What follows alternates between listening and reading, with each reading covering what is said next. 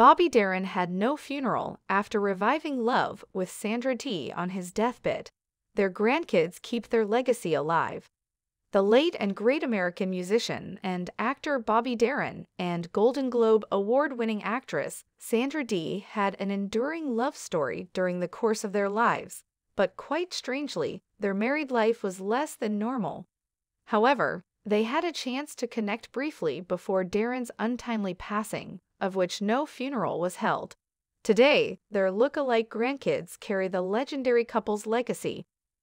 Bobby Darin and Sandra Dee's relationship did not start out as the typical girl meets boy and falls in love scenario. In fact, when they first met, Dee would not even give Darin the time of day. Darin had just gotten his start in acting after his hugely successful run as a musician, where he continuously conquered the charts. Dee had already established herself as an accomplished actress, having starred in several films.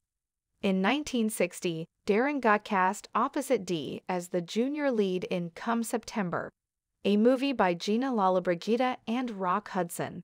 As soon as the duo got on location in Italy to shoot, Darin instantly pursued Dee, but it had not initially worked out according to plan for the charming artist. In a tell-all biography that the couple's son, Dodd Mitchell Darin, wrote, the pair's initial meeting did not necessarily get off to a great start. Dodd revealed precisely how his parents first met. He was standing on the shore wearing a yellow suit, and she was in a boat just pulling in to dock. "Will you marry me?" he called out to her. "Not today," she replied. Apparently, Dee was not interested at all in Darin initially. The Hollywood starlet was unimpressed by her cocky co-star, and even wrote him off as a conniving soapy. Darin knew that while he adored Dee, she hated him at the time, and whenever Dee would ignore him on set, Darin would begin to tease her on purpose to get any reaction from her. After Dee turned down Darin's pursuals, her domineering stage mother, Mary Zuck, requested that Dee be more cordial to Darin. Following this request, Dee accepted Darin's proposal to go on a date, and ended up falling madly in love with Darin. Darin would send Dee 18 yellow roses each day, and their whirlwind romance reached the next step of engagement only a few months following their first date. The Beyond the Sea singer proposed to Dee with an immaculate 7-carat diamond ring, and the two wed in a very early morning ceremony on December 1, 1960, the same year they met. According to Dee, Darin had been very fond of her looks and had an affinity for protecting her. However, when Dee's mother, Mary Symboliak, caught wind of her daughter's engagement, she was enraged.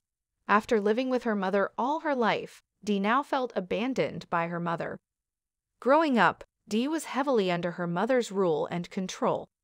According to her, her mother would always control what she would eat and how she physically presented herself. The star even reported eating nothing but lettuce for an entire year. When it came time to marry Darin, Dee divulged that she had actually begged him to marry her, despite her being scared to death. Dee's apprehension and anxiety that plagued her decision to marry Darin stemmed from her endurance of years of sexual abuse at the hands of her stepfather, Eugene Duvin, which started when she was only 5 years old. Dee had no support from her mother, who did not even acknowledge what was happening to her daughter, and as a result, she developed a severe eating disorder by the time she was 9 years old. However, Dee was able to find a sense of security with her then-husband Darin, who she revealed cried when she told him what had happened to her in her childhood. The Hollywood bombshell recalled how she felt on the first morning they woke up together as a couple. "I do remember my thoughts that first morning when I woke up in bed with my husband Darin. I thought I had never felt so safe in my life as I felt with Bobby." A closer look into the not-so-picture-perfect marriage of Sandra and Bobby. The glamorous couple was labeled as a Hollywood it couple, and their union was largely celebrated by many in the industry. However, according to the couple's son, Dodd, it was all smoke and mirrors, and not everything appeared as magnificent as it seemed. During the couple's marriage, Dee's career reportedly took a backseat to her husband's. Darren expected Dee to make an appearance at all of his late-night shows and hang around with his friends afterward at the Las Vegas casinos. Dee revealed how the couple essentially had no life together. "He had me sitting through shows, and then he was with the guys every night. I never had to worry about another woman, because it was just guys. I had no life, and we had no life together." The Gidget star began drinking and gambling excessively in an effort to rid her deep feelings of isolation and loneliness. As their marriage worsened, Dee discovered she was pregnant for the first time, but did not make it to full term, as this was the first of 6 miscarriages she had endured, which were brought on by her battle with anorexia. Darren was reportedly oblivious to his wife's enduring pain as a result of battling his own demons, which would be very apparent in his sudden mood swings. As more time went on, the marriage became volatile, and both Darren and Dee started taking jabs and shots at each other and would argue incessantly. The two would always intentionally upset each other right before shows, live performances, and gigs. When 1963 rolled around, things had gotten extremely bad between the couple, and Darren had even accused Dee of cheating on him with one of her co-stars, Peter Fonda, which Dee had denied. Eventually, Darren had one of his employees contact Dee to tell her he wanted a divorce. No formal funeral was held for Darren. Despite his loved ones' intentions to give him one, they couldn't. Though the couple had died in 1961, following their subsequent drama-filled relationship, they decided to part ways in 1967. However, they remained close. Even when Bobby married his second wife later in life, he still considered Dee his forever soulmate. The couple frequently saw each other after their divorce and spent much time together. In 1973, just a month before his death, Darren had invited the author of Hollywood Secrets and Scandals, Susan Cameron, to his residence for a conversation. Cameron confirmed the ex-couple's lingering feelings for one another. Sandra was with him, and he was still in love with her. Sitting down with Darren in his den, Cameron recalled how he was the one to bring up Dee in their conversation. "I'll always love her. She's the one," he told her. Cameron reached out to hold his hand and replied, "Please tell her. I think she feels the same way about you. You really should do that." After the couple's legal split in 1967, Darren's career dwindled and virtually became inactive. In 1968, the musical talent had exhaustively worked on the presidential campaign of Robert F. Kennedy, all while suffering from his heart condition. Following Kennedy's assassination that same year, Darren recoiled from the entertainment world to live a secluded life in a mobile home in Big Sur after selling all his possessions.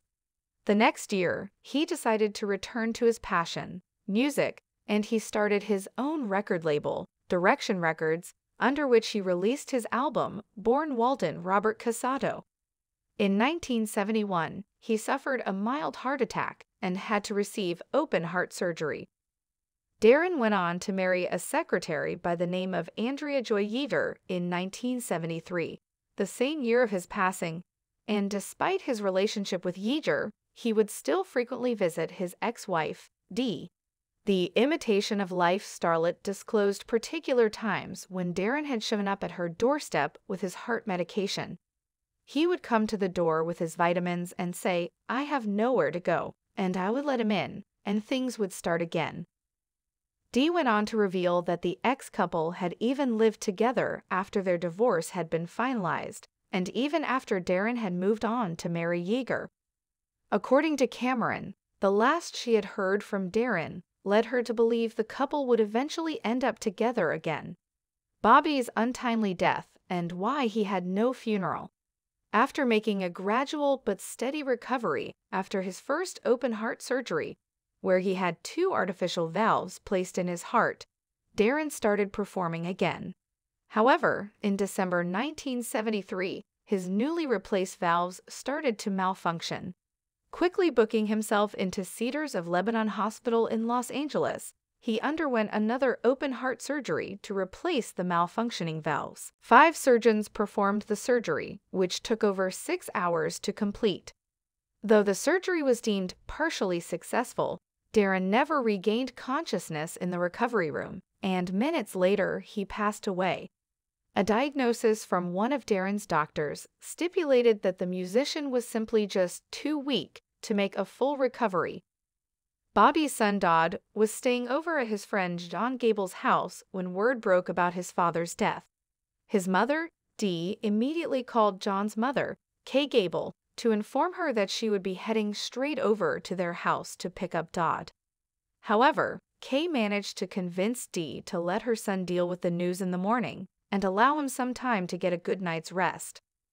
Meanwhile, when Darren's band members and friends received the tragic news about his passing, they were devastated.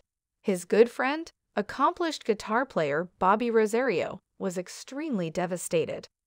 American singer Tony Orlando remembered how much of a wreck Rosario was after Darren died. "I'll never forget the wailing that was coming from behind his door. It was the kind of a cry that was coming from the depths of this man. He was a wreck." Following Darren's death, Dee's life continued to spiral out of control, but she was cared for by her doting son, Dodd, for the remainder of her life. The single mother focused on raising Dodd while battling her anorexia and alcoholic dependency. Before passing away from kidney disease in 2005, her life was a constant cycle of relapsing, recovery, and isolation.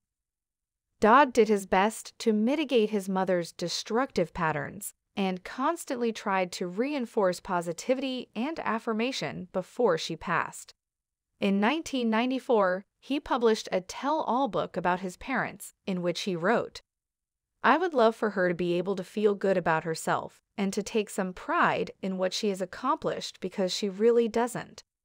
In her mind, unless she was Sandra Dee, who had a major career and things going for her, she was an absolute nobody. Bobby and Sandra's legacy lives on with their look-alike grandchildren. In 1993, Dodd married his wife, costume designer Audrey Tannenbaum, and the couple shared 2 daughters, Alexa Rose Darren, 27, and Olivia Darren, 22.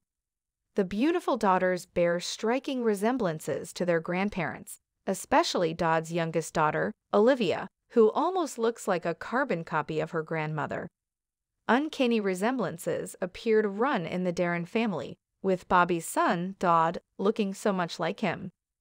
Alexa and Olivia have carried the legacy of their grandparents via their similar creative talents and pursuits. The daughters have also adopted their father's writing talents, as both have expressed their affinity for writing. Though the gorgeous granddaughters of Dee and Darren have taken an interest in pursuing modeling and acting careers, like their grandmother, the sisters report they weren't blessed with their grandpa's singing talent. In an exclusive interview with the Daily Mail, Alexa jokingly quipped, "The idea of acting and modeling is fascinating to me. I think my grandpa's singing gene skipped 2 generations because I surely didn't get it. I can't carry a tune to save my life." When he is not busying himself as a doting father of 2 daughters, Dodd oversees his father's music catalog and is in charge of all marketing endeavors that use his parents' names and likenesses. In 1990, he received his father's induction into the Rock and Roll Hall of Fame and wrote a biography in 1994 about the lives of his parents. Darren and Dee's legacy continues to be carried by their son, Dodd, and their granddaughters, Alexa and Olivia. Many people across the globe continue to miss the iconic Hollywood couple dearly. Thanks for watching my video.